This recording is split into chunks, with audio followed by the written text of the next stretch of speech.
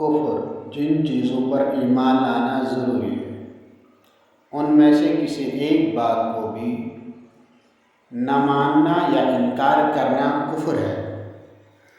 مثلا کوئی شخص خدا تعالی کو نہ ماننے یا خدا کی صفات کا انکار کرے یا 2-3 خدا مانے یا فرشتوں کا انکار کرے یا خدا تعالی کی کتابوں میں کسی کتاب کا انکار کرے یا کسی پیغمبر کو نہ مانے یا تقدیر سے منکر ہو یا قیامت کے دن کو نہ مانے یا خدا تعالی کے قطعی احکام میں سے کسی حکم کا انکار کرے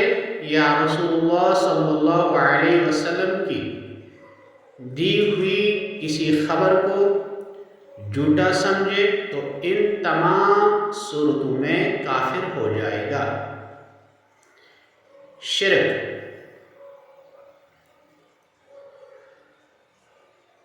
اس سے کہتے ہیں کہ خدا تعالی کی ذات یا صفات میں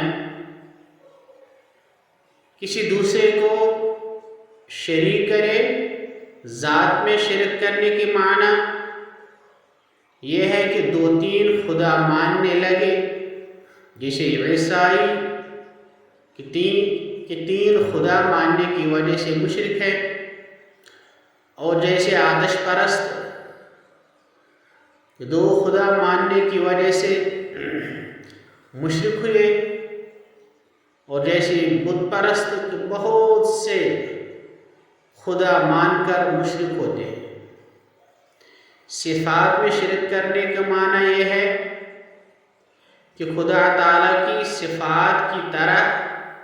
کسی دوسرے کے لیے کوئی صفت ثابت کرنا، کیونکہ کسی مخلوق میں خواہ وہ فرشتہ ہو یا نبی، ولی ہو یا شہید، پیر ہو یا امام، خدا تعالی کی صفتوں کی طرح کوئی صفت نہیں ہو سکتی۔